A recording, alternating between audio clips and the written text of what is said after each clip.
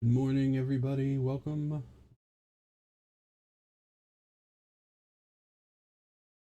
ahead and say something, guys. Something. There we go. Hola. It all works. Arab Gunner, what's up? Welcome, everybody, to Streamcast number 5. I think we're already up to number 5. Um, it's going to be personal paranormal experiences. Uh, you guys were saying you had something to share. I've got something to share. Now Wicked Tricks has something to share. And Rascal can judge us from his corner with a scowl. I'm looking forward to it. Um, is that emote? Is that somebody? It's somebody dabbing. That's an interesting emote. But how was everybody? Guys, how was your weekend? I kind of know, but I mean, yesterday I almost killed myself. My body's recovering. I'm alive. what you do? So, okay. Long story short, because it's not great content, but we had this double recliner that we got that was just in bad shape, and I wanted to get rid of it. And the trash guy told me it'd be $25 to take it, and I was like, okay, I'm gonna one up the trash guy. I'm just gonna tear it up, put it in bags, and not pay the $25, right? Right. The fucking thing was built like a fucking tank, and it took me 4 hours to dismantle. Chainsaws, axes, hand saws, drills. 3 people later, I finally got it broken down. So lesson learned. I would should have just paid the trash guy I 25 was gonna bucks. say you need $25, man. Like fuck. Yeah, yeah. I had a similar situation some years back. I had a double recliner with the cup holders and everything. Yeah, that's Mm-hmm. exactly what this was. Actually, when me and John used to live together, and I went and um I was like, okay, yeah, we ended up taking it to a place that was just going to dispose of it, but it wasn't in terrible shape. But we were like, well, maybe they can resell it or whatever, blah blah blah. And it's still in decent shape. Mm-hmm. To the point where you could totally resell it. You're not gonna make a mint off of it. But when we went to go move that thing, I had forgotten how heavy it was, and it had a steel frame, and I Yeah, was like, oh, this one had a steel frame too. It was yeah. it was an absolute tank. Yeah, I'm not gonna try to dismantle ours when the times come because we have the same fucking thing actually. Um, Maybe just burn it with fire. uh, throw it into the vat of molten metal with T1000. Cast it into the fire. I'm Mount Do Doom. it, Isildur. Do it, Isildur. No. No. I'm gonna save $25. I was like, yeah, right. No. Lessons learned. Lessons learned. All right, so today's Shit. topic: personal paranormal experiences. There's I have lots of stories that friends have told me over the years. I can share a couple of those. Blonde Solo should be watching here shortly. She has a couple she'll be sharing. I promise my very intense uh, story that I'm going to share that I still think I'm crazy because of my experience. So I'm sure you guys will. I know I'm gonna save that one for a little while in though. Um, so Josiah, you want to share one? Yeah, I can. Set the stage. Um, this is gonna be chalked up to like the one time where I actually was scared. Like I've been on a lot of paranormal investigations. I've been to a lot of really creepy places, and I was never actually like bone chilled, like cold blooded scared. And what really sets this aside from most of my other experiences is I wasn't on an investigation. This just happened, right? Okay. So when I was younger, just out of high school, had my first job, I was, what was I, 18, 19 years old. And I was dating this chick. We'd been talking for a long time or whatever. So we moved to this little town called Somerset, Ohio. And this little town has a lot of history, right? Has a lot of strange history, but had a lot to do with the Civil War. Had a lot to do with different things through time periods, but all pretty concentrated in the same area of Ohio. Mhm. I did at that time. I didn't know that. When I was 19 years old, I didn't consider myself a paranormal investigator. Uh, I definitely had it on the table that I was interested in the paranormal, but this was this was one of those stories that you hear like on TV, like it's it was super scary for me as a person. But anyway, I was in the we moved in together and we decided that we were gonna find a nice place to stay. We'd both gotten decent jobs in Lancaster, which is like 30 minutes away or whatever. So we were looking for a cheap place to rent. And we found this 5-bedroom house in Somerset and it was $300 a month. And we're like, "What? How's this possible?" Right? Right. Remember, I'm 18, 19-year old. I'm not thinking things through. Why would a 5-bedroom house be $300 a month? That never crossed my mind, Even right? back then in the old times. Didn't cross my mind that maybe something wasn't right, right? So we get this place and it's got a garage in the bottom of it. You can like drive-in garage for 2 cars, like a 2-car garage, 5 bedrooms, this huge kitchen, like it's a beautiful house. And we're like, fuck, we're set, right? The very first night we move in, we had very little to our names. I mean, 18, 19 years old, just moved out of mom and dad's. It's not like we have refrigerator, stove, 60 suitcases of clothing or anything crazy like that. It was just bare minimum stuff. Like we had a one of those electric griddle tops that you plug in and a pan, and we were living on ramen. Okay, Did like you have for a real. spool for a coffee table? Because those were the days. Those were definitely the days. Okay, the first night we're in there, we had we didn't have an air mattress. We had one of those old roll up yoga mat things Okay. as a bed. Like we were hardcore back then, right? And I'm setting it up and I feel something I felt something touch the back of my neck. I'm in this house by myself. My girlfriend at the time was at work. Okay, I'm like spiderweb automatically. Looking around, no spider webs, no nothing. It's like a naked room basically. There's like an empty room with a yoga mat in it. And I'm trying to figure out, okay, what was this? So I shook it off and from that point on, I had this feeling, this like constant feeling when I was there that I was never alone, right? Like it's like the feeling like you're being watched.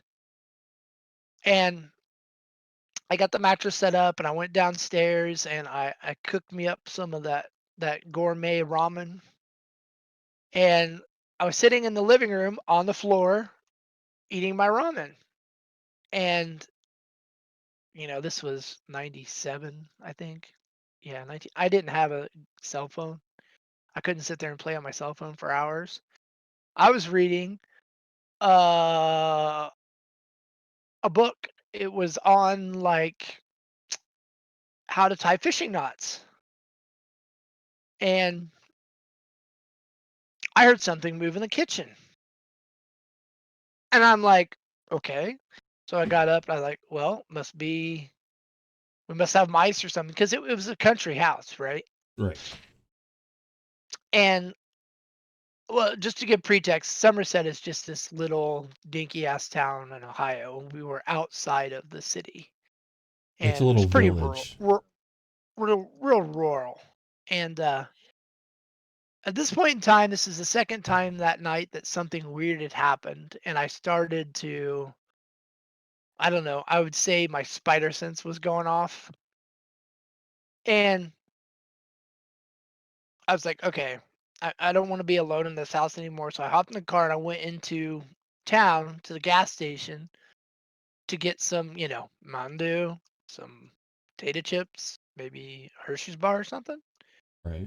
And I'm sitting there in town, and there's this older gentleman at the gas station, and he's like, well, because it's a small town, he's like, well, are you new to town? And I was like, yeah, I introduced myself, told him where I was. He's like, oh, it's like you moved into the apartments here in town. I was like, no, we got this house out by the golf course. And he was like, what house? And I'm like, what? I was like, yeah, we got this 5-bedroom house out by the golf course. He says, is it on the curve there? And I was like, yeah. He's like, oh. I was like, oh. He's like, yeah. He's like, so you guys are renting that? I was like, yeah, we're renting that. And he's like, eh. I was like, what? He's like, man, I'll tell you what. He said, did the landlord tell you anything about the house? And I was like, I haven't even met my landlord yet. We left a deposit for him in his PO box, and the keys were under the mat. And he's like, oh.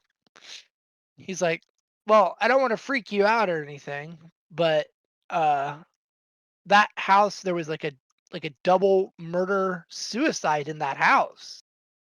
And I'm like, what? For real? He's like, yeah, and it happened like 18 years ago. We don't really talk about it a lot. And he's like, that place is like, people have been in and out of that place ever since, and they only last, X amount of time. And I was like, okay. And he's like, I'm just warning you. And I was like, whatever. So I go straight to the fucking library, right? Right. And I don't know if you all know what microfiber is. Microfiche. Micromesh fiche, Microfiche. right? This is old school, right? So I'm sitting here in the library running through these old newspapers on this microfiche on this little black and white screen, the size of like, I don't know, 4 inches by 4 inches. And I'm going through it, and I asked the librarian for a set of records of the Somerset, I think it was Gazette, I believe. And yeah, lo and behold, back in it would have been the late 70s at the time. 78, I believe, is when it happened. This couple had built the house, and the husband had come home and killed his wife and his 2 kids and himself in this house. So by this time, I'm fucking freaking out, right? So I go back to the house. My girlfriend at the time comes home, and I'm like, look, I went to the gas station. This dude said that this house was this. I went to the library, found this out. And she's like, so I'm like, look, I've been in this house for one day. Something's touched the back of my neck, and some shit was moving in the kitchen. And she's, you're overreacting. It's nothing, blah, blah, blah. 100% doesn't believe in ghosts, paranormal, nothing, right? Well, we've already paid the deposit and the first month's rent. So we're $600 in. And back then, $600 was like 2 months' work, basically. So we're like, we're staying at least the first 2 months. And that night, nothing else happened. I calmed my brain down because you can get, wigged out. You can get overreacted. You can figure yourself out. You let your emotions get to you, etc. And a week went by, day and night, day and night, day and night. Nothing happened, right? I didn't get wigged out or nothing weird happened. Mm-hmm. About, I don't know, this had been the 9th or 10th day we were staying there. She went to work. I was home alone. And somebody knocks on the door.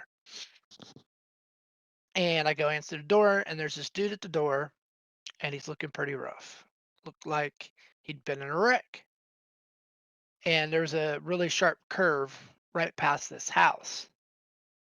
And he's like, I was in a car wreck. I ran my car off the road. Um, can you call EMS? I was like, sure. So I called EMS. I said, are you all right? He's like, well, I think I'm stable. He said that, can you come help me and keep people from going around the curve? And, it was a wreck. So I go down to the corner and we're sitting there and he's getting his stuff out of his car stuff. He's just banged up. He's fine, but bruised up, little laceration on his forehead or whatever. And we're sitting there and you can see the house from where his wreck was right around the corner. And when I left the house,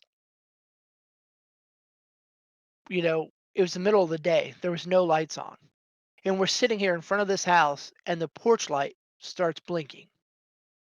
Hmm. On, off, on, off, on, off. And I'm like, what the fuck? And he's like, it's probably a short.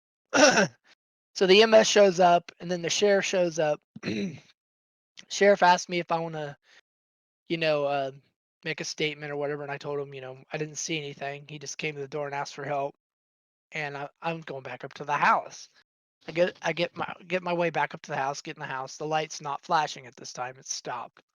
So I Right. sit there and I mess with the light switch. I turn it off, turn it on, turn it off, turn it on. And sometimes when there's a short, you can tell because it'll like either pop or it won't come on when you switch it off, or it'll go on when you shut it off. The Hmm. switch is working perfect. Perfect. I'm like, okay. So I went down to the electrical box. My dad's an electrician by trade, kind of know my way around household electricity, right? Right. Check the box. Nothing. Fuses look brand new, like it had just been redone within the last year, maybe. Yeah. So I go back upstairs and I get that feeling again. Like I'm being watched, that I'm not alone. Exact same shit happens.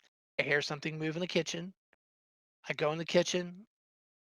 We have like 10 things in this kitchen. It's only 10 things that could have moved, right? They're Yeah. all in exactly the same fucking spot. So I get back in the car and I go into town and I ask this lady that was working at the same gas station that I was before. I said, "Do you know an exterminator?" Right? She's like, "Well, yeah." It's like, I think we have some, mice or something. It's a country house. It's a thing. She's like, "Yeah," and she gives me his number, and I go there. I go to this place because it's only like two businesses up from where the gas station was, and I walk in and I was like, "Hi, I think I have a rodent problem." And this guy, and I was telling him my address. The fucking exterminator says, "You don't have rats." I'm like, "What do you mean?" He's like, "I have been to that house 20 times in the last 10 years. There is zero rodent problem in that house." I was like, You've been there that many times?" He's like, "Yeah, every time somebody rents that place out, they call me. I go out there, set bats, set traps, do put out this glue stuff that he uses, whatever he says. I never find anything in this house. Nothing." I was like, strike two, right? Right. Go back to the house, and my girlfriend gets home at the time, and we're sitting there in the living room, and I'm telling her what happened. I told her about the guy with the wreck. I told her the light flashing. I told her the noise in the kitchen. She's like, "You're full of shit." And as she says that, right, Uh-huh. there's this huge bang in the kitchen, just like a thud. And she's like, "What?" And she goes in there and she looks around, right? And she's like, "There's nothing in here." And I'm like, "Hey, Right. okay, so there's some validation, right?" And she's like, "Yeah, that's weird." But she's like, "That's still not, you know, Slimer running around the house." I was like, Right. "Fine, but it's still creepy." And she goes upstairs. Alexa, stop. And I go upstairs. She goes upstairs. Hold on a second. This thing's being a pain. She goes upstairs, and I'm downstairs in the living room. I heard a bang in the kitchen again. like Mhm. almost immediately as she goes upstairs. But then I hear her scream. And I run upstairs and she's like, I'm like, what? She's like, something touched the back of my neck. I'm like, okay. So I told you that happened to me, right? She's like, yeah, yeah. I was like, and there's nothing in this room. She's like, yeah. So we're all freaked out and stuff. We got back in the car and we drove into Lancaster and we got some of our friends and we're all like, this house that we're renting is it's you know it's haunted, right? That's what we're Right. saying. And they're all like, you guys are overactive. It's your first place, blah blah blah. And I tell them about the murder that happened there. And like, well, that doesn't mean that it's haunted and all this other crap. And I was like, then I told them about the exterminator. Then I told them about the guy at the gas station. They're all like, whatever. I was like, all right, this weekend, y'all come over and we'll have a party. A party, air quotes, right? Right. Party. And I go back that day after this had happened, and we're sitting there in the house. Nothing happens. Zero. Zip zilch. No sounds. No odd feelings. Nothing. And then in the middle of the night, I'm asleep on my yoga mat upstairs, and I feel like somebody is staring at me. And I wake up and I look down at the end of the bed, right? There's nothing there. Right. And I don't know about you all, but I get this feeling. I only get it once in a fucking blue moon, right? It's not like paranoia or any kind of like something that happens a lot. Like literally, this is one of the few times it's ever happened to me. So I get up, I look down the stairwell, nothing. Go to the bathroom. Got to go to the bathroom when you wake up in the middle of the night. 99% chance you're going to the bathroom, right?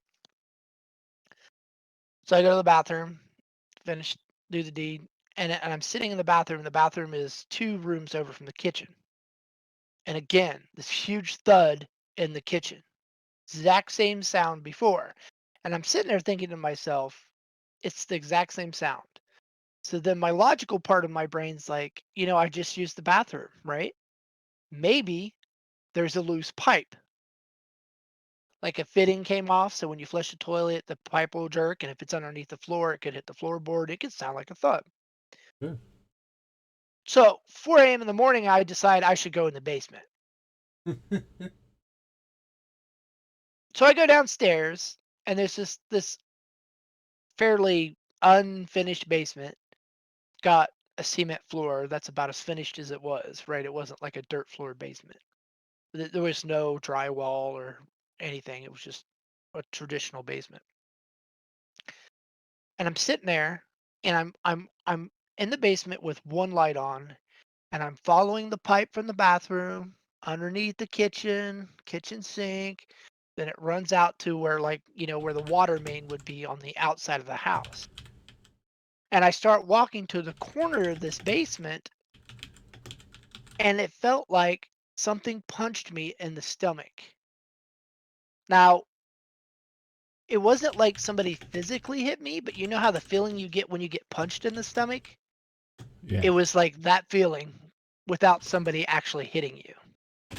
That's the only way I can explain it. And I literally bent over double, fell down on my knees, and I was like out of breath. Like I had physically been struck. Right. And at this point in time, I I wigged out. I got up. I yelled at the girlfriend. I was like, "Get in the car. We're getting out of this house." She's like half asleep in her nightgown, whatever. We get in the car. We drive clear back to Logan. We go to her parents' house. I was like, "We're spending the rest of the day here." And her dad is like, "What's wrong with you?" And I explained the whole situation to him, and he looked at me like I was a belligerent idiot. And I was like, I would say his first name. His first name was Tony. I was like, "Tony, look, I don't know what's going on in that house. I don't know if I've wigged myself out, but I've experienced and she's experienced it, and we're having our friends over this weekend." And I said, if something happens this weekend, like, I don't know what I don't know what I'm gonna do. And he's like, suck it up, Buttercup, like the traditional dad shit. It's like you're just being overreactive, like young adult. So we spend the rest of the day there, and then we spend the next night at her parents' house. And then the day we get up, it would be Friday. And we're like, well, we're gonna go back, and my friends are gonna come over. So we go into town, we get groceries, get some booze, whatever, and we go back to the house. And every single light in this house is on when we get there. So I'm thinking the landlord came by and we weren't there. Because when we left, it was 4 a.m. and there was not a single light in this house on. None. Zip zero. Zilch. We may have left the backlight on for the where we were parked, but that would have been it.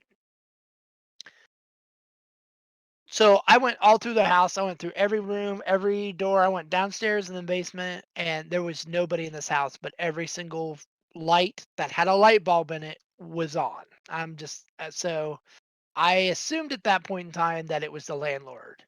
Called the landlord, got his voicemail, left a voice message like, "Hey, were you here? Blah blah blah." Still hadn't talked to the guy. Then my friend started showing up. He brought a folding card table and some lawn chairs, I guess you would call them, the plastic lawn chairs. So Hmm. we set all this stuff up in the living room, and I didn't I didn't tell any of my friends any other things that had happened besides the noise in the kitchen, right? I didn't tell Right. them about all the other shit. And one by one they show up at this time. By the time they all get off of work, it's like 11 p.m. We're all sitting around this. There's six of us, right? Me and my girlfriend and four other people, and we're sitting around this card table and we're talking and stuff. And uh, we had some pizza and just some other stuff. And we're sitting there, and all of us are sitting there, and literally the bang happens, like on cue in the kitchen, as loud as can be, thud. And they're all like, "What's that?" And I was like, "I told you, this is the sound that happens in this house." I said, "You can go look in the kitchen. There's nothing in there that may like." Let me explain to you this sound. Imagine you were sitting on a picnic table, a wooden picnic table, okay, Hmm. and somebody took a sledgehammer and smacked the middle of the picnic table. That loud, that hard, that much vibration. Like it's a good swing, right? Right. Gotcha. Not like you see in some of these ghost shows where it's like a faint little tap in the distance. It's a fucking smash bang. So my friends, thinking that I'm trying to pull one over them, they search the house. They go down the basement like I did. They look at the pipes. They go outside. They're like, what could have made that sound? So we're all outside behind the house in the backyard. All of us, all six of us, are outside this house, right? I'm Right. telling you, right in front of us, every single light on that house turned on at once, at the same time. Just like boom, every light's on. And they're like, "Yeah, you're fucking with us." I'm like, First of all, how do you set that up? Right. It's not like it's today and you can clap your hands and tell Amazon to turn your fucking lights on, right? Right. Just This before is a smart house shit. farmhouse in the middle of the country, right? Like, I don't know how I would have done it if I was trying to prank them in the first place. And they go back in, we turn off the lights, we're sitting there in the living room, we're talking. Then I decide to tell them about what the gas station clerk said. Then I tell them about what the exterminator said. Then I tell them about the murder suicide that I was there, that I went to the library and found out about it. And by this time, they're all like, "Yeah, okay, something's going on." And we're sitting in the living room, and we hear this dragging sound, like somebody's dragging something across the basement. I told you I had an inside garage. Sounded like somebody was in the garage dragging something heavy across the cement. That dragging sound, right? And Hmm. I was like, I looked at him, and one of my best friends there, his name's Joel. I was like, "So, Joel?" He's like, "Yeah." I was like, "So, what do you think that is?" And he's like, "Dude, that sounds like somebody's dragging a body across the floor." And I said exactly what I was thinking. Now, to give you some prefaces about my friend Joel, he's 6'6", weighs about 400 pounds, and could, bench press me. He's a huge dude. Like, I've Mhm. never seen him afraid of anything in my life. And he was like 3 shades of white at that point in time because he knows nobody's down in that basement. We're the only people in this house, and we're in the middle of the country, right? We're next to a main road, right? And we're outside of town. It's not like we're like super secluded, but far enough where nobody's down there. So we all work up the nerve. We go down in the basement. Nothing. There's no marks on the cement like somebody was dragging something. None of the doors are open. The floor is not wet. Nothing. And he's like, "You know what?" He's like, "I think I'm gonna go home. I think I'm gonna go home." And the rest of my friends are like, "Yeah, they ate my pizza and they're like, yeah, we're gonna go." They all kind of sort of at that point in time believed me that something was going on, and I had validation that other people had experienced it. Right. And that night, I'm sitting there and I'm talking to my girlfriend. I was like, "Do we really want to stay here tonight?" And like, well, we could go back to her mom and dad's. And I was really tired. It was already like 2 o'clock in the morning. And I'm like, you know what? Let's go upstairs. Let's go to sleep. I'm going to turn on my radio. I had one of those little boom boxes, Mhm. with a CD player on top. I was high fashion in 97. And I turn it on and we're sitting there and I go to sleep because I kind of drowned out any sounds that I would have heard. Wake up in the morning. I'm like, okay, nothing else happened. This is fucking great. Get up. I've got to go to work. She's got to go to work. And I'm in the bathroom getting ready, putting on deodorant, doing my thing. And literally, the shower turns on while I'm in the bathroom. Hmm. Just turns on, full blast. Like I watched. This is where I really got it weirded out because you can hear sounds, right, and you can see lights turn on, but when you watch a shower handle move in front of you, you lose your shit. Yeah. And I got out of the bathroom. I looked at my girlfriend. I was like, "Look, I'm gone." She's like, "What?" I was like, "I'm going to work, but I'm never coming back here." She's like, "Well, why?" And I was like, "Do you hear the shower?" And she's like, "Yeah." "Does it look like I'm taking a shower?" And she's like, "No." I was like, "Exactly." She's like, "The shower turned on?" I'm like, "Right in front of my eyes. I watched the handle move." Yeah. I was done at that point in time. Like I couldn't handle it. So I called the landlord on my way to work. I was like, "Dude, I'm pretty sure you've heard this before, but that house is haunted, and I'm not going to stay there. We are moving out tomorrow." Left him a voicemail, right? Go to work. I'm stressed. Like I can't concentrate on anything at work. Like it's just totally wigging me out. Like I just can't. I can't deal. Then the landlord calls me right as I'm getting off work, and he's like, "Yeah, just meet me at the house and return the keys." And he's like, "I'll be cool. I'll give you your deposit back or whatever." Uh, I was like, "Yeah, you know." He's like, "I'm gonna prorate you the 2 weeks that you stayed there out of your first month's rent." I'm like, "Yeah, whatever." So I get there, and this old dude, he's sitting there in his truck, and I pull up, and I was like, "Yeah," I gave him the keys, and he was giving me the money. He's like, "You'll be out today?" And I was like, "Yeah, I don't have a lot, right?" He's like, "Okay," and he's like, "So what happened?" And I started telling him everything that happened, and whatever. And he's like, "Yeah, we've had people in and out of that house so many times and all this other stuff." And he was going on and on and on. While we're sitting there, the fucking porch light turns on again. I was like, I'm just pointing at the house, and he's like, "Yeah, it could be a short." I was like, "Dude, whatever." So I wait for my girlfriend to get back home. I stood outside the whole time. I wasn't not going back into this house by myself ever again. She got there and her dad came over, and we're sitting there and we're packing up our stuff. And her dad was like ex-military body lifter or whatever, like tough guy, right? And he's sitting there and he's moving out some of her stuff, and the thud in the kitchen happens again. He turns around. He's like, "What the fuck was that?" I said, "That's one of the things that's happening here." And he's like, "Oh, it's probably a pipe." And I was like, "Why don't you go down to the basement and look at that pipe and tell me what you think?"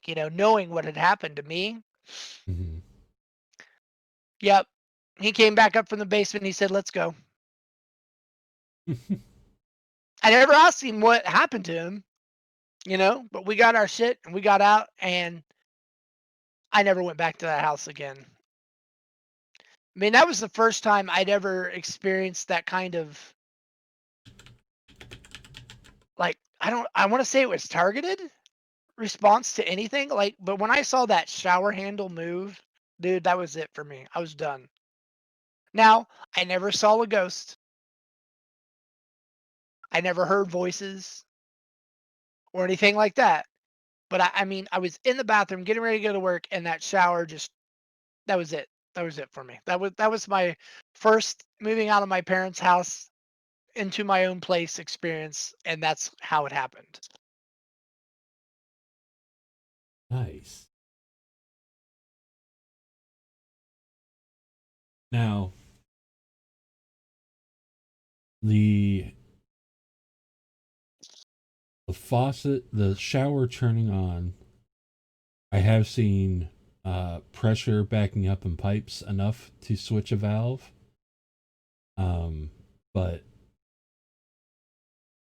there's other symptoms to a plumbing issue that will show itself before something like that going down. Um, so that's interesting to me. Blonde Solo says, "So do you think it made it scarier not seeing anything?"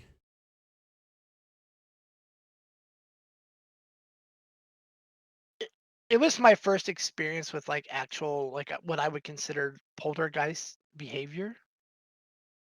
I think seeing something would have made it even worse. I think that if I would have stayed there, We're back. All right. Yeah, you tell one of these stories, and it breaks the stream. What the fuck? So Wicked was saying that this house was on the same road, not the same area, but the same road as the faceless people that he was talking about in our first streamcast that shut the stream down too. Interesting coincidence. All right, chat. Do you guys have any stories you want to share? If Twitch didn't boot everybody for the stream going down like they sometimes do.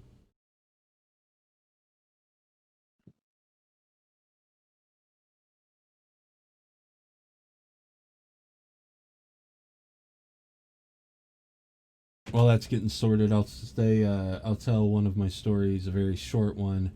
That happens in the same place as the big story I'm going to share. Um, so I'll set that up now. A couple years ago, we were at a wedding in Pascagoula, Rhode Island. At this, it was an Episcopal church camp, and we were staying in the main lodge building. And as we were trying to sleep, uh, we would hear somebody walking through the hallway.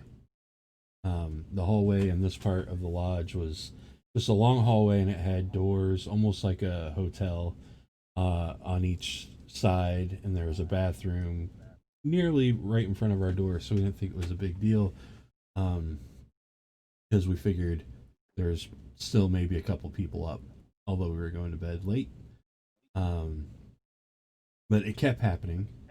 Uh, and it looked like at one point, because the way I was laying on the bed, was on my side, staring at the door, and you could see the light from the hallway coming in under the door, and it looked like somebody standing in front of our door.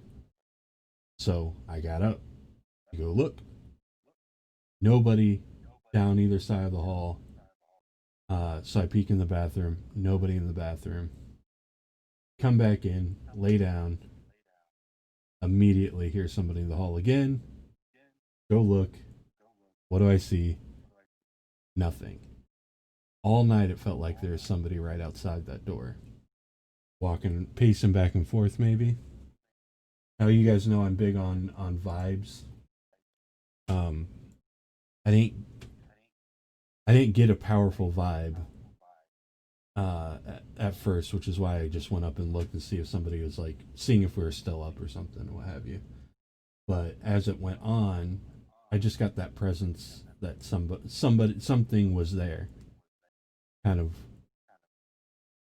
not there wasn't any like intent or malicious intent feeling I got, but it felt like somebody was standing outside our door for some reason watching us. Never got answers to that. I don't know what was going on, except for there's nobody actually there. Ninth Pond, hello. You have come just in time to avoid the technical difficulties from another Wicked Tricks story. Do you have any stories you're wanting to share today?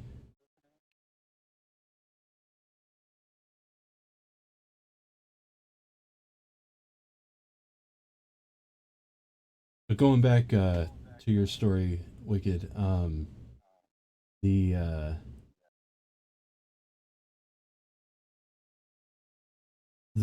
the thumps. So you say the pipes were not loose underneath No, the floor? 100%. 3 different people checked it. They were completely bracketed to the frame, to the main boards on the thing. They didn't move, they didn't wiggle, they didn't jerk. Nice and solid. Yep. Water pressure was good. It was close enough to town that it had city water. It wasn't like, well fed or anything like that. Like it wasn't the pipes. Interesting. I tried every logical trust me. I went over that basement. I couldn't find a reason for it. So you thinking ghosts, poltergeist, uh, uh, what's I've said it a billion I, w- I times. The repeating hauntings, it residual. wasn't. I don't think it was residual. Um, because it was reacting. It was trying to get me to notice it. Like I felt like it was specifically targeting me, and I Let's see here. Yeah, we're gonna stop talking about those stories, um, just in case. Just in cases. Lon Solo, are you in Discord now? Is that what I heard? Not coming through on Discord.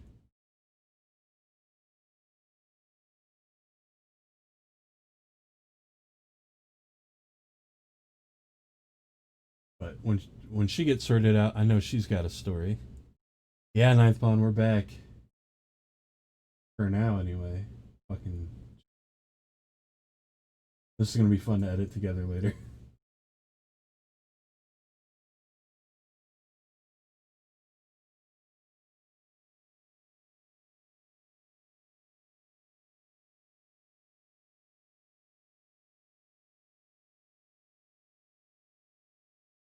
So what comes to mind for me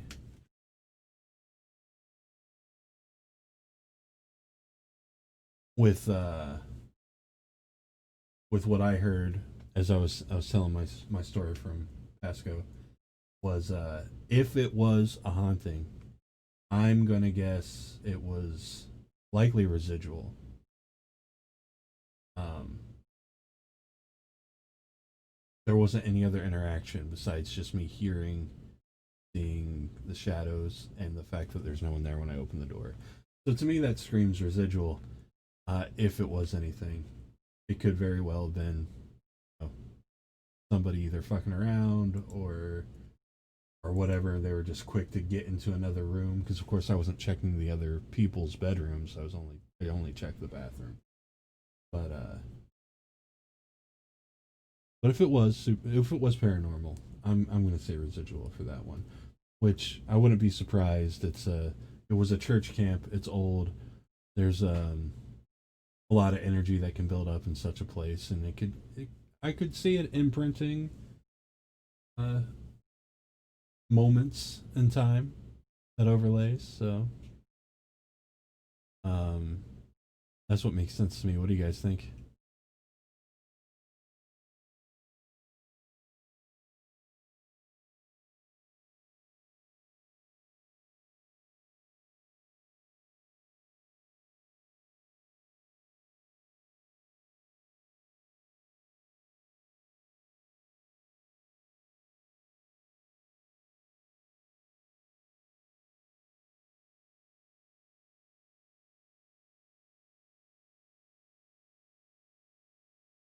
Mm-hmm.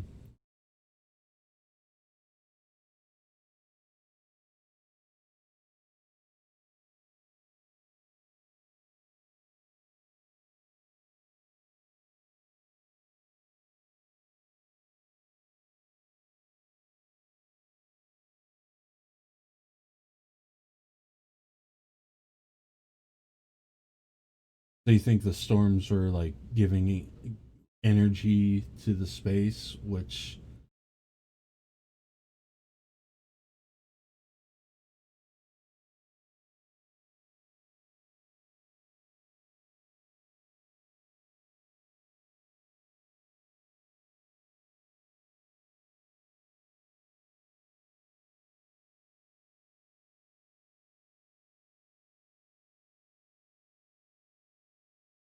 mm-hmm.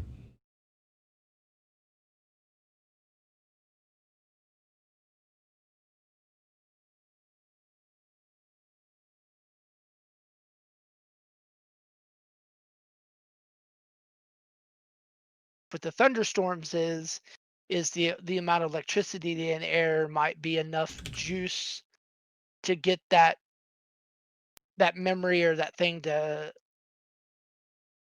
happen. Now the cigarette smoke, I don't know, but it happened at the same time every time. Gotcha. So an event imprinting in the limestone. Yep.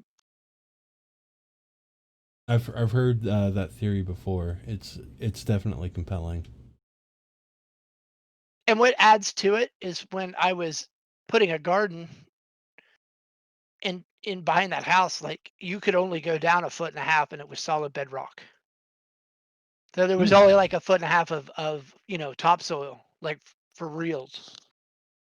But again, a residual haunting really, I don't know how you record the smell of cigars. And then one of my buddies I was talking to, what he explained to me what it was is that probably whoever had lived in that house before me had smoked cigars, and when the storm, when the humidity gets hello, when the humidity gets really high, it brings out that smell out of the wood. Yeah. That's the explanation that he gave me, that it was just the humidity rising in the house, and when that wood expands, it releases that smoke smell. So that's the logical brain of mine explaining why I would get the sounds with the smell. Right. And I've experienced that myself with scents coming out of wood and some other materials with a shift in humidity. So I definitely get that. Hmm. But the walking on the ground, it was the same sound, literal footsteps, same place. Like we all heard it multiple times. It always happened before a storm, not after, not during. And like it was just like, somebody rewind a tape and we're pressing play, rewind, play, rewind, play. It's all it was. Interesting. I'm really, really curious of the interaction with the storm. There's something science has figured out that could help with that, even if it's still residual, but something like I said in like the shift in the electromagnetic field, maybe Right. And another thing, why we're on that discussion before, it escapes my brain, but you know what EVP is, right?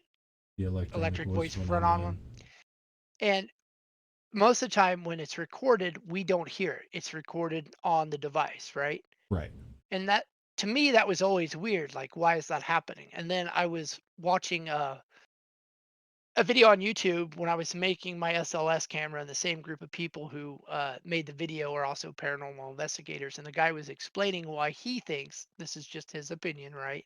Mm-hmm. Why EVP happened. And what it is they think, or he thinks anyway, that it's the spirit or the entity actually not talking out loud, like, like we think of sound, but they're actually imprinting their thoughts on the digital media. That's why we don't hear it. Okay. I don't know, right? But that's an interesting concept that I'd never thought about before. Right. I'm not saying I buy it, right? Oh, I'm just saying that's a really interesting concept of why that happens. um, there's actually precedent for that. I heard of a bar, I believe, in I want to say it's either Ireland or England, and people sat there and they would report like hearing piano music playing when there's no one playing piano and no music. And I don't know if this is true, but I remember reading it that apparently it's an acoustic anomaly with the building itself and the way that it just the way it was built, its overall structure. And apparently the somehow the way that the structure was built uh was able to mimic that of like a record, right? Like a Mm-hmm. blank record before it was pressed. And in its early days, when it was after it was finished, there would be a piano player that would play the piano like day in and day out. And apparently, what happened is the way that the strange way that this building was built, it's literally locked into the acoustic superstructure of the building now. So it's like Wow. there's faint piano music that's always playing on a loop. That's really cool. Also, what the fuck? Yeah. Also, what the fuck? But that's really cool. Well, they thought for years that it was haunted, and then someone started like actually investigating it, I guess, and they were like, "Nope, this is an acoustic anomaly. It just happens to be that all the stars aligned to get it to do this." Nuts. I'd want to try to replicate that. Has I anybody done I that? I know that people have done weird things with machinery and smaller scale stuff, but I think that literally it is the location, the direction, the angles, the depth, and everything else. Right. So, but until That they can replicate it, it's still theory, right? Like that's science, right? I mean, technically, yeah, but they know what is going on, Gotcha. right? Like they know, but it's because of all of these factors combined. It it's a matter of how do you replicate it because it's everything from the ground, like the ground that it's built on, the height of the building, the depth of the foundation, the material, like everything Gotcha. like contributes to this. So again, that's why they said it's like this the stars, aligning. So you can imagine trying to replicate, a 100-odd-year-old building. I don't even know. It was actually, I think it was older than that, far older than that. But it's a little difficult because the other thing is we don't build like that anymore, really. Right. Right. One solo. You can scoot over this way and stay off camera because I know you want to stay off camera, but you should be able to talk, and the Yeti here should pick up your story.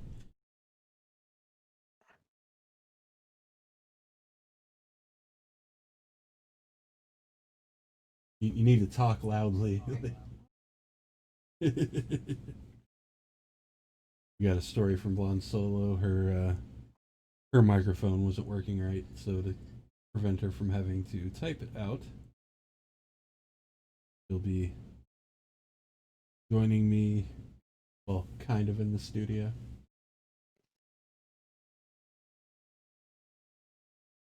Stop point here for you. You have to be here to be on camera.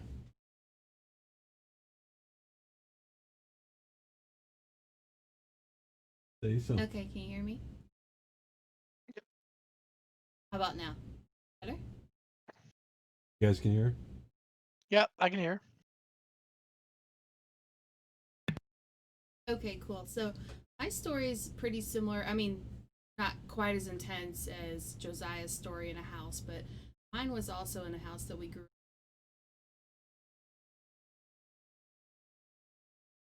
And So it was your teenage years in Savannah. yeah, teenage years in Savannah, Georgia. So our Louder. Sir. Just louder. gonna be too loud. I'm watching your sound levels. Just speak louder. Okay, so in the house that I was in as a teenager, we're in the south side of Savannah. And my sister had started to experience like a couple of weird little things. There were a couple times where we saw our mom awake because we'd see a lady kind of go by, like go down the hallway, pink robe and blue slippers, and we're like, well, okay, like mom must be up, and then we'd look and there'd be nobody there. Kind of had little things like that. We could hear people like kind of talking late at night, but everybody else would be in bed or be asleep. But one of the weirder things that happened to me was that I started to feel like somebody was in my room at night. They woke me up more than once with sitting on the edge of my bed, changing the settings on my fan.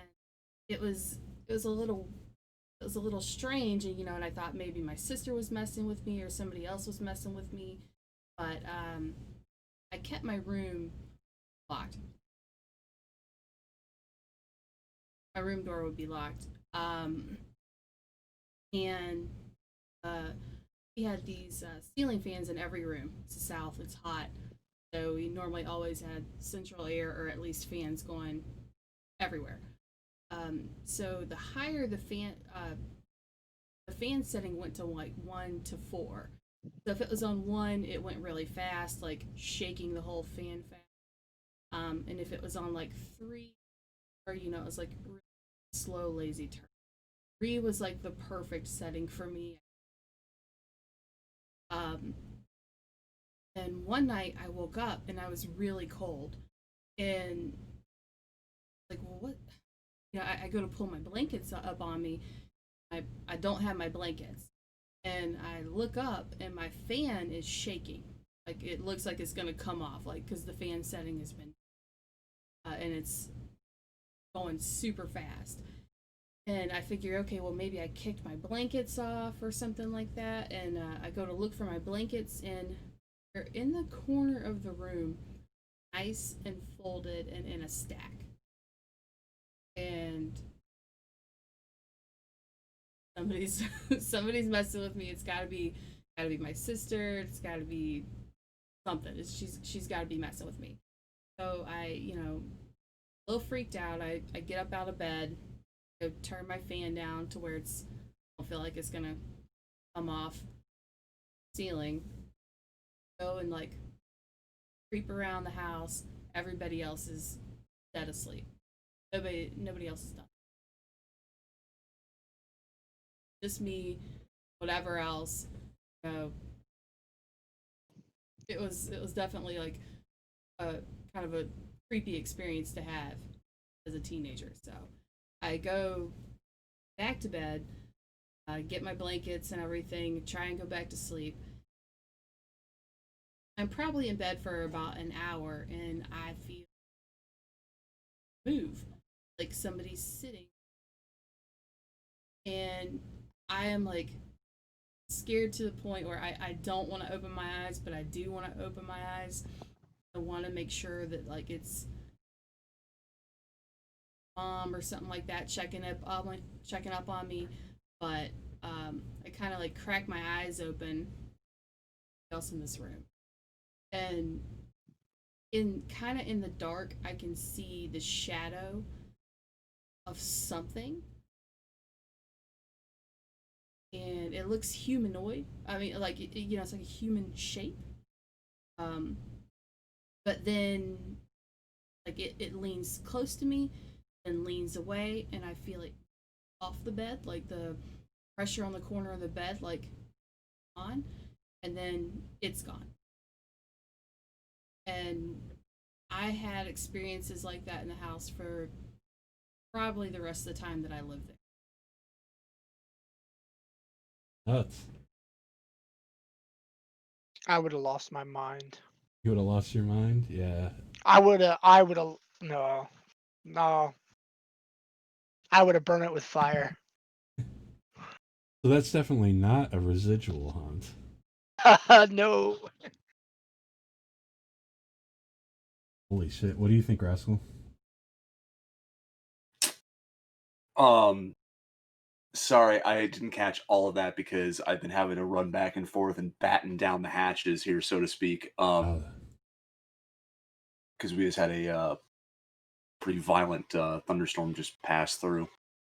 The TLDR, just in case you missed some of it, basically was something kept fucking with her fan, making it go on full blast, and she woke up cold to find her blanket folded in a corner, and then she saw basically a shadow person in her room sit next to her on her bed.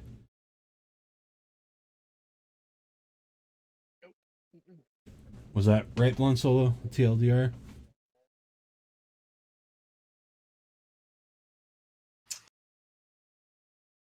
Yep. I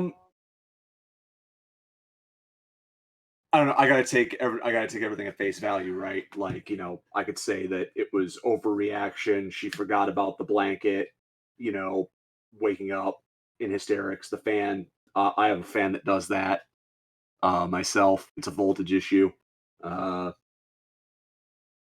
but obviously, perception is reality, right? And I'm sure that, obviously, given, my short, brief story about throwing the t-shirt at the doorway and then leaping out of bed to throw an overhand, right at the nothing, so to speak, I'm sure that you can probably gauge what my reaction may have been.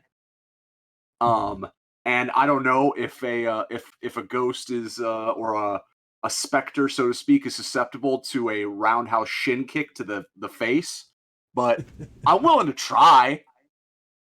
It'd make me feel better for a little bit. I don't know. Yeah, I'm sure that if I felt like that, I would grossly overreact.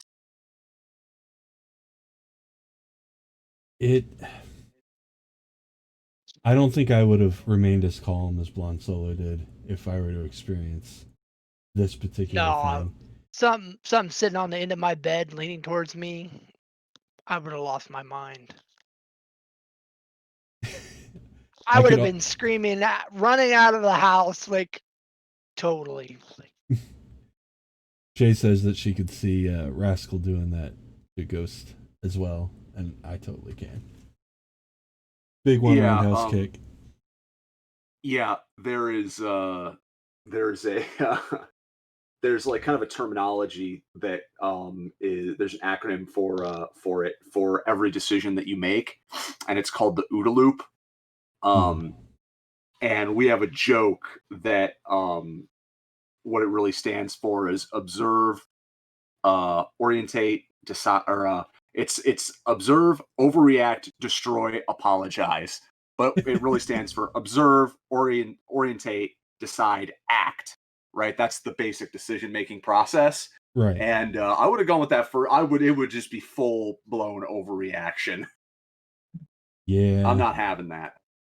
Like I could have taken everything until the shadow person. Shadow people bother me because it's like the double unknown. What is this thing that shouldn't be here that's here? And then what the fuck is it? Because it's just a shadow. Like, Yeah, it's very entropic. You know what I'm saying? mm-hmm, Um, where it's like you can see those photos and such of like actual visible specters that have a discernible have discernible features and stuff like that. mm-hmm.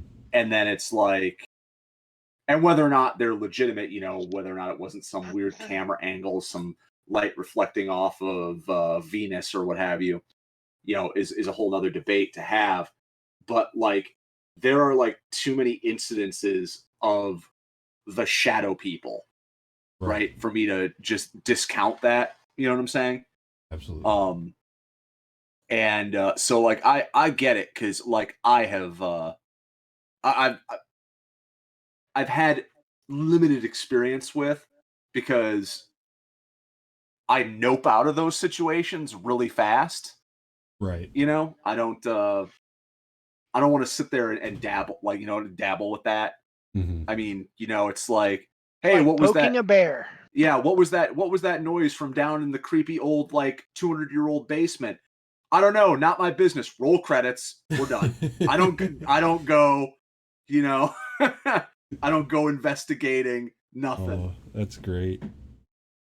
Blonde Solo, what was the vibe you got from the shadow dude? Like anything or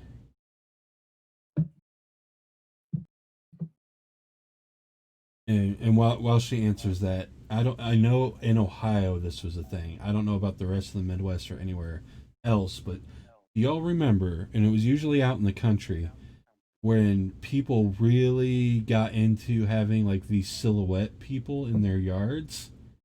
There's Oh man, let me tell you something. That's still a thing here. The silhouette animals and the yeah. silhouette people and stuff like that is still a thing here. And What the it is the fuck? most infuriating thing ever. Stop that. Stop it. Cut it out.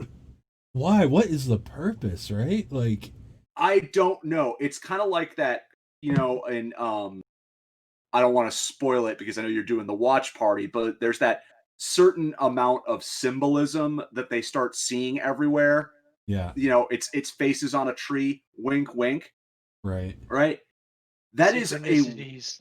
yeah, well we remember when we talk about like those like the occultism and the weird little practices and rituals that we do that Mm-hmm. like we don't even consciously think, we just do them, right? These Right, little performances. It's right, like that one county in Ireland where there's that imprint on that hill of a Roman age, like we know now it's like a Roman age soldier, but people kept like taking care of that one piece of symbolism for years and years and years, and no one ever really knew why. yeah, Who cares? Let it overgrow. But people kept on maintaining it so they would maintain its shape. They would cut the grass around it, etc., etc. It's like that, right? yeah. Why? Because I guarantee you go out to like any small hobby farm around here, even some people, I could probably walk around this neighborhood and probably find that exact same thing, hint hint wink wink, that you'll see in the show, Yep. like on a bunch of on any given trees. Why? Why? What? Why are you doing it? You don't know. What? You know what? It's stuff like that that I'm like, it's just one of those things that like people just do because they assign, I think, personalities to certain, objects. And I'm going to consider a tree to be an object. Never had a deep conversation with a tree. Um, you know, they're just kind of there, but like it's really weird that we still do that today. And that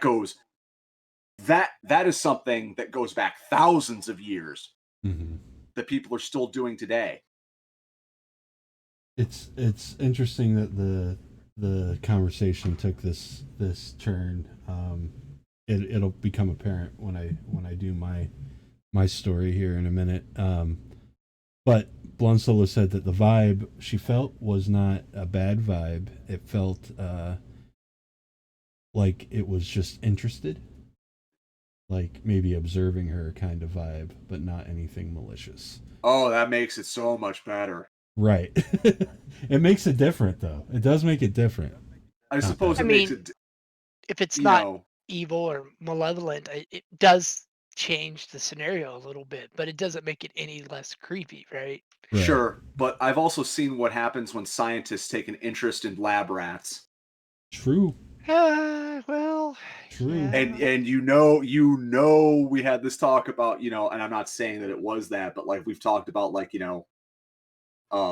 intelligent alien life and stuff like that visiting and things like that, and how the scientific method kind of works when it comes to experimentation and stuff. Yeah. So, hey, when you say an interest, what does that mean?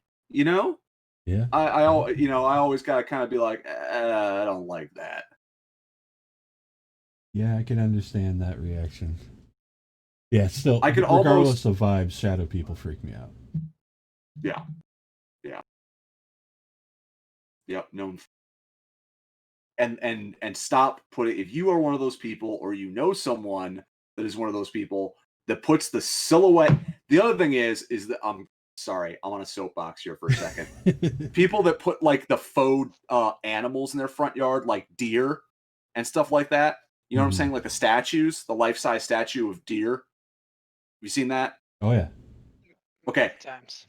you need to tell that person, if they live out on like a county road and they have, like, fake deer out in their yard or whatever, um, you need to tell them to stop that. In fact, go out there, like, well, maybe don't go out there and do this, but every time I see that, it drives me nuts, because if you're driving on a county road, this is a safety issue. Like, hitting a deer is a very real thing for a lot of people, Yeah. across the US. Okay. Maybe not if you live in Southern California, but everywhere else, pretty much there's a chance it's going to happen. Yeah. But people need to stop doing that, because number one, it's freaky, it's weird. Yep. Okay, if you want real deer in your yard, put out a deer feeder. I don't care. But even That's that, it. That's like, attracting deer to the side of the road is dangerous for everybody. also anyway. also dangerous as well. Yeah, I know. Probably debatably more, but still, every time I see that, it drives me insane. Yeah. And Well, what's it makes really you, what's makes you really think a deer's annoying. about to run out, right? So fuck. Yeah, absolutely. So you're like, and what's really weird is that some of these total brain stems, uh they sit there and they buy these statues that they think it'll help, where they actually have the reflective eyes. Like when you're coming up on a deer and the headlights go into their eyes like light up. Mhm. And like these statues will like mimic that, which is way worse. Yeah. Oh yeah. Fuck that. Come on, people. You know better. Come on. Knock it off. It is the current year. Stop it. Or it's current year. If you're sick, just stop that. Nice. Chat, do you have any Find other another stories you want to hobby. share? We'll give you a few minutes, chat. Let us know if you guys have anything else you want to share. I know, Rascal, you've shared the lion's share of your paranormal experiences. Have you heard any I stories am that are not. worthy of sharing? Well, I am not telling the story about the. I told you about the one where I got drunk and ran across that house. I was like, "This is a nice house. I'm gonna go check this out later when I'm sober." And I told you that one. I'm not telling that one again, because that still freaks me out. Because I went Understandable. back there dead sober, and what happened to me when I was dead sober was not pleasant. No bueno. No bueno. Right on, Blonde Solo. Yeah. If you type anything up, let us know. I think let's see. Wicked, did you have any others? I have a few, and I was sitting here like I'm thinking about this the first story that I told, and where its location is and where I had that experience with the faceless people. Like I actually got on Google and I looked, and it's okay, synchronicities, whatever you want to call it, right? It's Mhm. exactly 13 miles away Ugh. from where it happened on Route 13. I love it. I love it. The chances I'm of it over. meaning I'm over nothing, it. the chances of it meaning nothing, super high, but the chances of it meaning something are way more interesting. So I love it. I'm there for it. And for those that like maybe don't know, the number 13 is kind of important Kind of a big across deal. a lot of cultures. Kind of a big deal. Not always negative, but always a big Not deal. always negative, but you know, not always great either. 3.2 Retigans.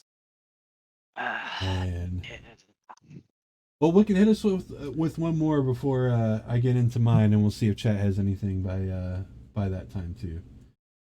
All right, this one, since we're on the discussion of shadow people, like I've never had like Blonzilla had, where you know direct contact, sit on the port or on the end of the bed stuff. But here and where I live is like a really beautiful place, Hocking Hills, and there's a particular park called Ash Cave. It's really has a lot of historical significance. It's really big. It used to really be really big in the Native American world. Like Tecumseh would speak there, and it was like a natural auditorium. They found that they were burying the native shaman there. Like there's actual grave sites there. They're unmarked, right? But they know where they are. And I've gone to to Ash Cave hundreds of times, Right. at least 100 times, right? And I enjoy it. It's one of those places where you can go and you spend some time there. When you leave, you feel Exarchan can understand it. Like you get recharged. You go out in nature, you recharge your battery kind of thing, right? This is one Absolutely. of those areas. It's a special area. Like when you walk into it, you feel a presence, but not like a ghost. It's hard to explain. You feel like you should be there. That's the best way I can explain it. Okay. And this one particular time about this story is the park service had a night hike there where they escort people in, so people don't fall off the cliff. There's some big cliffs there, and they go in and they do a presentation. They tell you about the area. They tell you about Tecumseh's speech, about the burials. I mean, they don't obviously tell you where the burials are. Right. They tell you the story. They have dowsing rods. They had a paranormal group there. They were doing EVPs. They were doing EMFs, all kinds of neat things. Mm. And the park ranger, I've known this man for the better part of 30 years. He's a friend of my parents, and he's been a park ranger here since the early 80s. And he was telling me this particular story about this girl who had been seen in this area many times by many different people over many years, and she's seen in a period costume that they think would date her around maybe the 1920s. Uh, and he would say that people would see this girl on the trail and then report it to the people doing the guide, saying this girl was off the trail, you might want to check on her, whatever. And they would say no, we know what that is, right? It's a common occurrence. It's a regular ghost story in an Ash Cave. Right. And I'd been there 100 times, never heard this story, right? Never seen anything, never seen a girl anyway. I've had experiences there, but I believe they're all natural experiences. Um, so I'm going to chalk it up to it being a night hike, me learning the story, and being a little wigged out at the same time, right? So it was me, my 2 daughters, and my girlfriend, and we're walking back, and it's it's in like a valley, like it's a holler, literally a holler. It's like U-shaped and it goes way back and it's a huge like amphitheater. It's like one of the largest overhang cliffs in the United States actually. It's just gargantuan. And everything echoes, right? You can hear somebody talking in the back of Ash Cave. You can hear it almost all the way to the front of the cave. Like it's got perfect acoustics in this park. And I'm walking back, and I heard a girl whisper in my ear, and I'm like, "Okay, what?" And I thought, it was one of my daughters.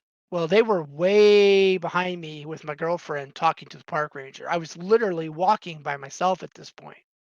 I got pretty good night vision. I wasn't using a flashlight. I could see in front of me, pretty open trail. Like I don't need a flashlight on. I can see good. Right. And I'm like, okay, I'm wigged out. My, my, I'm getting the better of myself. I'm wigging myself out. So I walk directly back to them, and they look at me and they're like, what's wrong? And I was like, nothing, right? Nothing. And we walk out, nothing else happens, and I'm sitting in the car, and I'm sitting there thinking to myself, like, did that really just happen? Like that was my experience with that girl. And then I'm sitting in the car thinking about that. Everybody else is getting in the car, and I turn my headlights on, and at the very end of where my headlights can reach, it looked like somebody stepped behind a tree. Hmm. And it was like Crystal was, or Blanzo was saying, it was like a solid, but not solid. I mean, how do you explain that, right? Right. Figure, and it looked humanoid,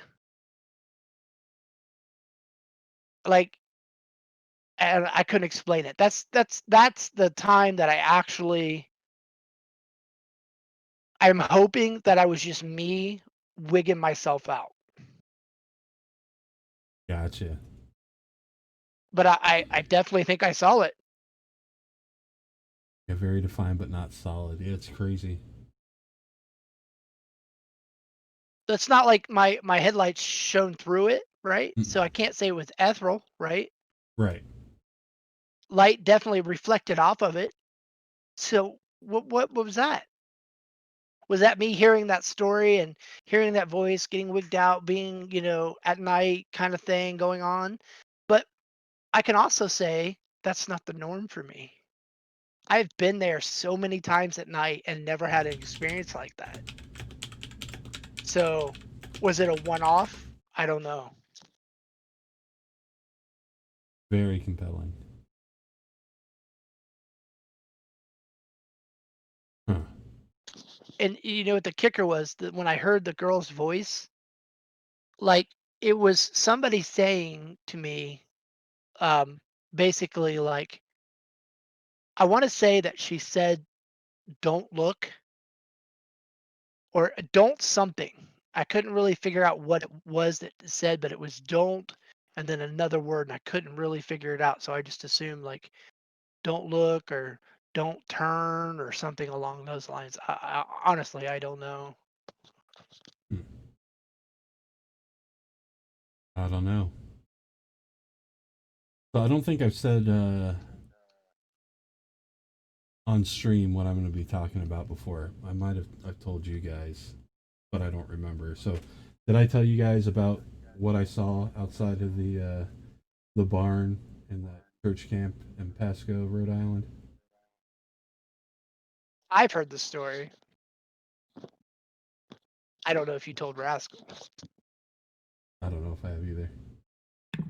I don't believe so. But yeah, this is my story. This is the most intense paranormal experience I've had Um, and I love the story. I hate the story. I have so many questions. Um, I'm to give a little bit of background on me. Uh, I practice um, shamanism of the Northern European tribal traditions and what is called a satru or heathenry. So I have a very I'm very connected to the the natural world around me. I pay attention to it. I'm That's just part of who I am. Where Rascal hasn't had a long conversation with the tree, I have. Tree didn't speak back, but this was still a very good experience for me. Um, so this kind of flavors my interpretation of this, but I'm going to be asking all of you for your interpretations. We're at this Episcopalian church camp for this wedding, and there's a barn that has a nice big fireplace in it where the actual ceremony and services happen, and there's pews that were moved around. But in the middle of the night, after the wedding, after the reception, um, there was a few of us that were still up. They were sitting. We had drug the pews around to do a semicircle around the fire in the fireplace. Um, and where I was sitting, I could see out one of these two windows that were high up on the wall on either side of the chimney of the fireplace. And you could see outside there was a floodlight on the barn, just shooting out onto the landscape, and there were some trees and stuff. I'm sitting there, and my eyes keep going from the fire to Blonde Solo and her friends that were sitting on that side, and to one of my friends that I was having a really compelling conversation with about old BioWare games and Mass Effect and stuff. So it was a very compelling conversation. Uh, I was very, very relaxed. Um, it was a church camp, so I wasn't boozing. I was stone cold sober. Um, and as we were talking, I kept finding my gaze drifting um, up into the window. Um, I really didn't think too much of it for a while, but as we were talking, I kept finding my gaze going up there. And eventually, as I'm looking out this window, I see this tree. It had a gray bark, kind of seemed a little birchy, but it wasn't peeling all the way or anything. I'm not sure what kind of tree it was. But as I'm looking at this tree, I suddenly could see almost as if a man was hanging there. I wouldn't say crucified because it wasn't in that kind of. It's not like he was nailed to it or whatever. It's like his torso and his head was part of the tree, and his arms just followed the branches as he was hanging there. And his face, it looked like a Native American with. Are you guys familiar with the kind of ash or mud face paint that it whites out or grays out the skin and looks all crackled, almost like it's peeling off. His whole body looked Yes. like, yeah, his whole body looked like that, and his head was looking away from me, and it kind of turned and looked over at me and looked surprised, not upset or anything, but surprised, and then almost happy that I could see it, and looked like it was trying to not speak but trying to communicate. And I wasn't scared, but I was definitely taken aback. I even let out an audible gasp, and I looked back towards where Blonde Solo was and everybody else, and back up, and it was completely gone. But it like imprinted itself on me. The memory of this seared into me, and I was just completely floored by this. And this has been something that I can't get out of my head ever since. Like, there's rarely is there a day that I don't think back on this. and it's been a few years now, and I keep thinking about it. Um, Fast forward to last year, when the hurricane was coming close, kind of tickled Savannah's balls, and we were up at um, Lon Solo's Mama Solo's, out in their sunroom, and the storm is going on, and I'm out trying to wrap up. We were still leveling in Classic WoW, and I looked up, and right outside the window, I see a figure standing that looked very similar, a Native American, except for covered in red clay. And when I looked away and looked back, it was gone again. So these two very similar visuals hitting me like, what the fuck? You know, what is this? What's going on? And I have some theories, but I'd like to hear what any of you guys would have to say about the experience first. I mean, right off the bat, I can say that I've had similar experiences, not in what you saw, but how you saw it and when you saw it. For example,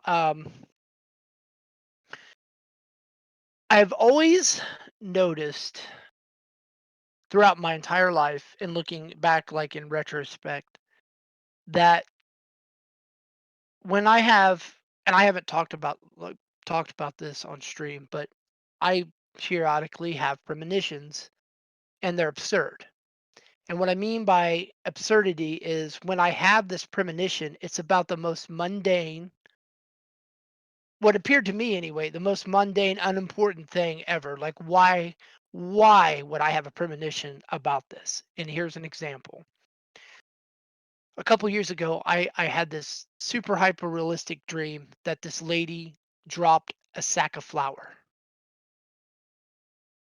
Complete stranger. Okay. I'll give you complete concept of what's going on in this premonition. I had a super high realistic dream of this lady in an aisle at a grocery store dropping a bag of flour. That was the end of my dream. Right? Crazy, Okay. weird, whatever. You wouldn't think anything about that, right? It's Right. nothing. It's just weird dream, done, right? Fast forward 2 years later, I'm in Walmart in the baking aisle, and it happens right in front of my eyes. The same lady, same clothes, same bag of flour, drops it exactly like I saw in my premonition. It clicks in my brain. Like you could say deja vu almost, right? Right.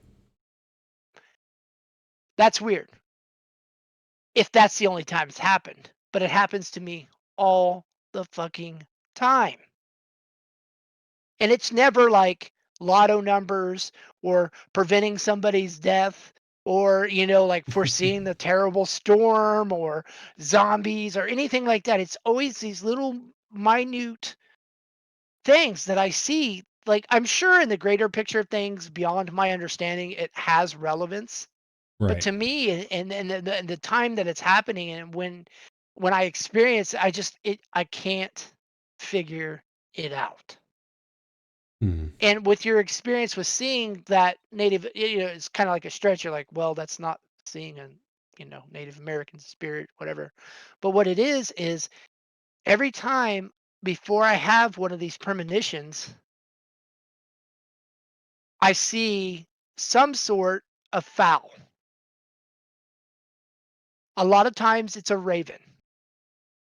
Sometimes it's a duck.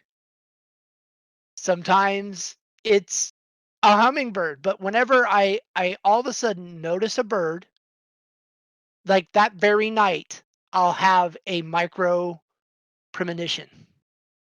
Now it's not Interesting. that like when I see a bird, right? But it's when I specifically my brain like snaps to that bird, like you snap to the tree, right? Right. I snap to that bird. I like I almost feel like Beastmaster. I feel like I'm connecting. This sounds so weird coming out of my mouth, but I feel like I connect with that bird, Right. and then I have a premonition. Very interesting.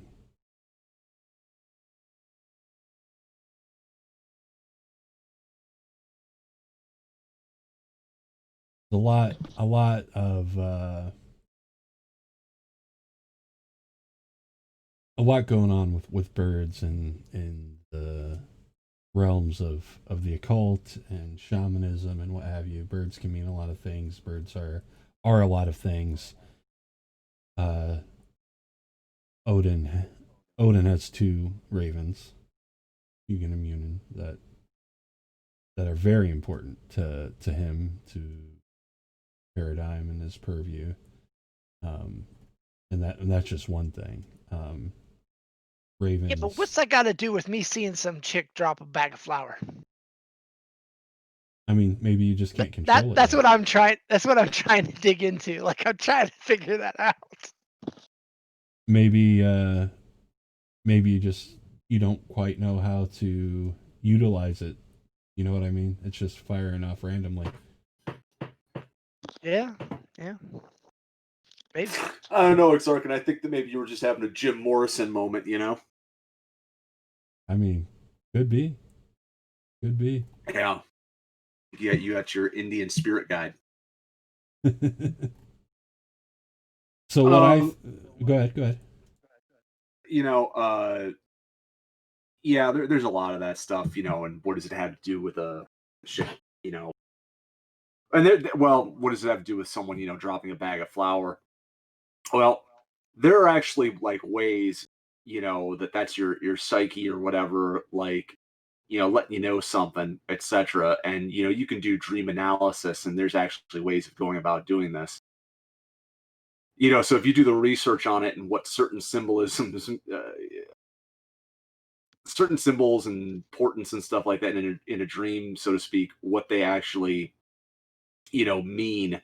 Um, eh, some of it can get very Freudian. To be perfectly honest with you, but it's I don't know, it's an interesting thing. I kind of struggle with this myself, and I'm not going to tell, like, you know, some of my stories, although I think I've told Exarch and some of them, you know, about the dream with my dead grandfather and like Mm-hmm. the meeting with the gods in the amphitheater, so to Mm-hmm. speak.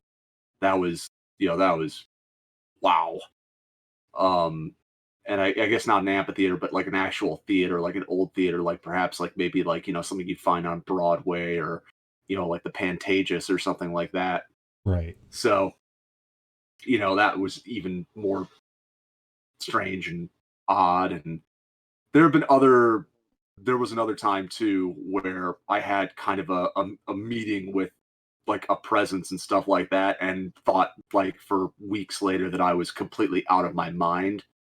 Um, and stuff like that, which was, I don't know, that was a little, maybe I was out of my mind. I don't know. Uh, I don't think so though. But yeah, I mean, I got another buddy who has that weird connection with birds too, and it's also a mistake to think that they're linked. You know, uh, certain things, you know, they mean different. Certain symbols mean different things, right? And it could be that that's just completely unrelated. But I've had those serious cases of deja vu where it's like 5 years later, I find myself in that situation, and I'm like, wait a minute. Like yeah, I'm like, I know that I've been here before at some different level. Like it's unmistakable. Like when you have that hardcore deja vu, I'm sure Mm-hmm. that everyone has had that, you Oh know, yeah. and it's like I know that I've never been in this situation or this place before, but this feels oddly familiar to me, you know. Right. Yeah. It can be super intense.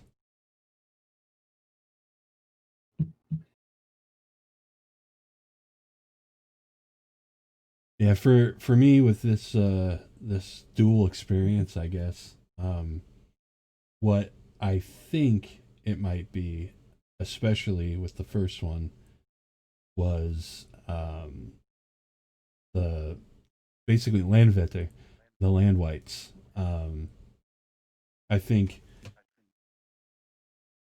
it could have been this spirit of the land that this church camp has been on for years that has just hung there, not being nurtured, not being acknowledged, not being empowered. And when I saw it, since going through my rites of passage into my flavor of shamanism, opens opens me up on this spiritual metaphysical level. I did notice him, and might have been one of the first ones to notice him in years and years and years, and that surprised him and perhaps made him want to interact with me. Now, part of me feels like that's kind of egotistical, even though it's likely. So I don't know. I still don't say that's exactly what it is, but that makes the most sense of everything I've looked into. If it was not just a hallucination, if it was something paranormal, I kind of feel like that's the most likely thing.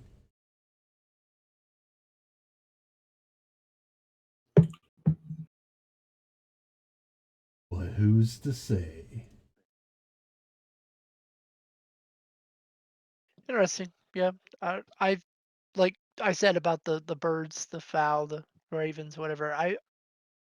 I started researching it a bit, and there's a lot of religious aspects to it. There's a lot of history, so to speak. But I'm still on the research and development stance on that because I've gotten nowhere with that. Right. Well, in any experience that you can't actually like record and show, is it's just that it's an experience, so you can't say it's one thing or another with absolute like. Right. So that's a frustrating side to this, but I know it's an experience that I don't want to say it haunts me because it doesn't haunt me. I'm not upset about the experience, but it's an experience that won't leave me.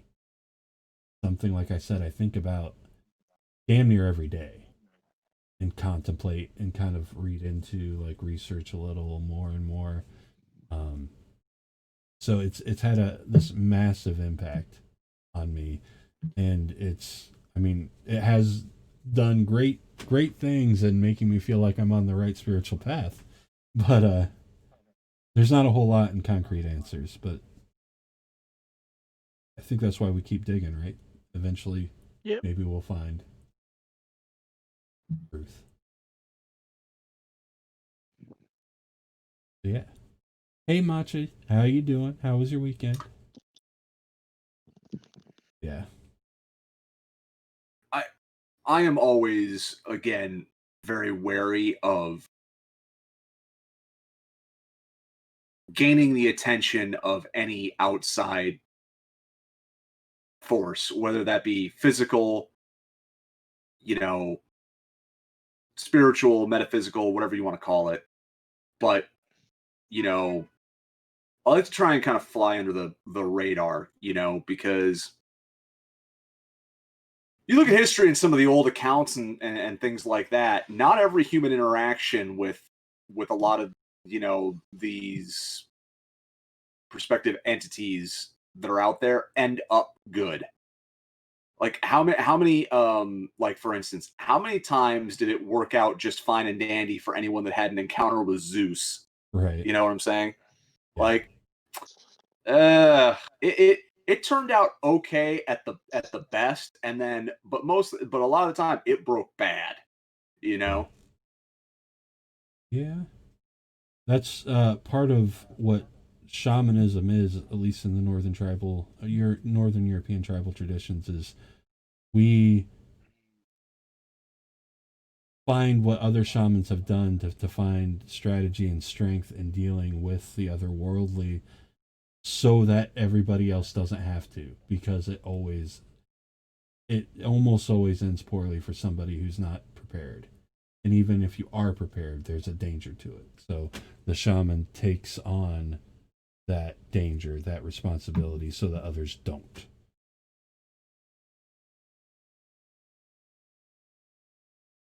Picking up, oh, nice, matcha, nice. So I'm still learning every fucking day, but in all of my preparation, there's always, like, there's all kinds of things that you need to try to do when making contact or what have you to ensure that you're not getting fucked. But the danger with opening yourself up to this is that everything can see that you're open to it. Like, I think that at least the thing in Rhode Island, I'm feel like that was at the very least neutral. But there's plenty of things out there that are malevolent that I can be a beacon to, and I think that's why I do get strong vibes in places because it's noticed me and it's fucking showing me it's noticed me. So we'll see how that goes as I get older and experience things. If any of that makes sense to any of you guys.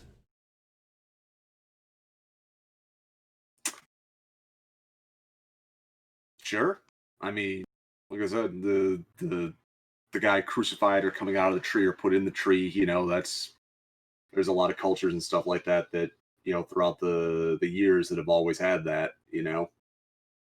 So I don't know. Pretty discernible to me if you've got your third eye open, I suppose.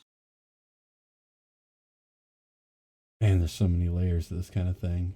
Shamanism to yogis to Buddha to fucking. Oh boy, you get into some of that Vedic stuff, and it's like, whoa. Oof. Yeah, a lot of people don't realize how old the Vedic texts are. Like some of the earliest, human writings, Yeah. really. Or And well, then earliest known writings, let's say, per se. right. But to keep yourself to keep myself honest too, like so I've I've been told through research and now what I experience that I am now open to these things and therefore will notice them and be noticed. You have to stop and say, am I now telling myself I'm going to be open to this stuff and therefore seeing it where there might be nothing? That's a nice little layer of doubt that gets thrown on the fire here too, which makes it even more interesting. But it does make Yeah, me. and Yeah, go ahead. yeah, yeah, you're right, and that's why I don't go, trying to, see the man in the tree everywhere I go. Right. Um, and I think my philosophy on this is, you know, um, with shamanism and stuff like that. There's a lot of work that has to be put in, and a good friend of mine told me this. He said, if you want the power, you've got to take pain with it. Yep. You know what I'm saying? Oh yeah. Yeah, I'll go with the not having the power. Right. So The if there's an ebb and a flow there, where if you are making yourself available and putting it out there and actively seeking the knowledge and stuff like that, you had better be ready, to take the pain that comes with it. yep. Um, and like I think I've said before, like you guys know that I've got certain things tattooed on me, certain symbols and stuff like that. And I always made a point to take as much of the pain in one go as I could. And generally speaking, anyone that tattooed me would have to stop before I would. Yeah. It's with my rite of passage, it's a symbolic death that you have to go through. Um, and it has to be as extreme as it has to be to work. Like even to the point uh of needing medical attention. So yeah, there's prices to pay, and that price is typically pain. Um, it's always some sort of sacrifice. Um, and sacrifice has to be something important, so you can. But it's a very interesting concept, and I think even even if it ends up to be something that's just our brains trying to make, create order in the chaos and not something tangible, I think that act of sacrifice can be very good for the soul if you're prepared for it. So I guess what I'm saying is I don't feel that I was fucked over if this all ends up being something not tangible. Which is good. Nobody wants to feel like they did something for nothing. Right. And yeah, and again, there is no reward without effort, generally speaking, you know. So there's that to be said. Um and I think that when you are consciously making some sort of self-sacrifice in the form of pain or work, and stuff like that, um there's a very fine line, between like the pain centers and the pleasure centers of the brain, um and pleasing the limbic system, that primordial part of our brain. Yeah, that's easy. Go eat some go eat a couple bars of chocolate, don't worry about it. That's easy, Mm-hmm. right? I don't think anyone ever gained, power from eating chocolate. At least, not any significant amount. I could be wrong. I don't know.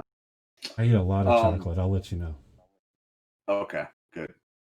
Um, but then the other flip side of that is making that conscious sacrifice and going like, I'm doing this thing for this reason. And if there, are certain forces or things like that out there in the world, that kind of vibe with that kind of stuff, right? If there are, I would think that they would take note because there can't be that many people doing that, Right. especially in this day and age. But again, you sure you want that attention? Right. Like you really gotta take a step back and know what you're asking for. Yeah, this isn't just something you Because decide to do one day. yeah, it's not just a, oh yeah, here you go, you can have this or whatever. There's a give and take. You're gonna have to make a sacrifice. You want you want a big ask? Well, you better put the work in to get that big ask. Mm-hmm. And be ready to pay that price later on down the line when you're asking an exterior force to kind of intervene. Right. And to be clear, chat and viewers, we are not suggesting or condoning any kind of fucking self harm. Don't be an idiot. Don't go thinking that you're going to go get power by hurting yourself. That's not what we're No, saying. absolutely not. So, as a disclaimer, don't be stupid. Stupid.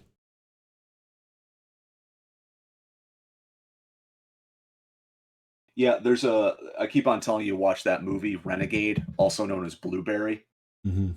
Um, that is a really cool movie, and they go pretty in depth in a lot in shamanism.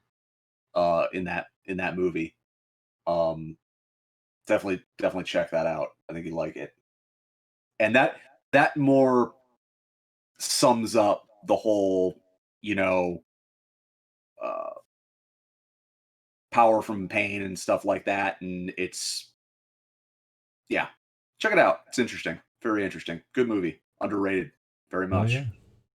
Absolutely. All right. Well, I think that's gonna do it for today's episode of the Streamcast. I urge you guys, if you guys have more stories that you want shared, in another personal paranormal experience, please either email those or throw them in Discord or DM me or what have you. Um, and then once I've collected a few, then we'll do another one. We'll do another episode. Also, let us know what you want to see next on Streamcast. Um, we'd love to cover some new ground, some new topics. Eventually, we're going to do a Western one that was requested. But yeah, anything you want to see, let us know, and if we know enough about it, we'll talk about it. So, do you guys have anything before we close down? That's it. Interesting No. to say the least. But touching on that old West stuff there's a lot of stuff that everyone knows, the Doc Holliday, the Wyatt Earp, the shootout at the OK Corral. In reality, there's or Wild Bill Hickok. There's a lot of people and things that happened that most people are not, like, you're not aware of. A lot of really, really cool stuff. Um, and almost some very cinematic stuff that played out in a very cinematic way, that has never been covered in popular culture. They never made a movie about it. Nothing. So there's a lot of ground there to cover. I look forward to that. As far as the stream goes, tomorrow night, guys, Twitch watch party, Hellier episodes 3 and 4. We're super lucky to have Connor Randall hang out for the first 2 episodes. No guarantees of anybody hanging out in the second one but us, but it's still going to be a good time. And as we get through the series, we'll be having a streamcast talking about their experiences and the information they go over in that, such as Mothman stuff, the goblins, the Green Goblin guys, and all that. It'll be fun, but definitely tune in for the watch party. Last week, like I said, was a great success, so it being awesome as well. It'll be 8 p.m. Eastern for the watch party. Yeah. Thanks for hanging out with us. Thanks for sharing. Thanks for listening. We really, really appreciate it. So until next we meet, stay safe, stay healthy.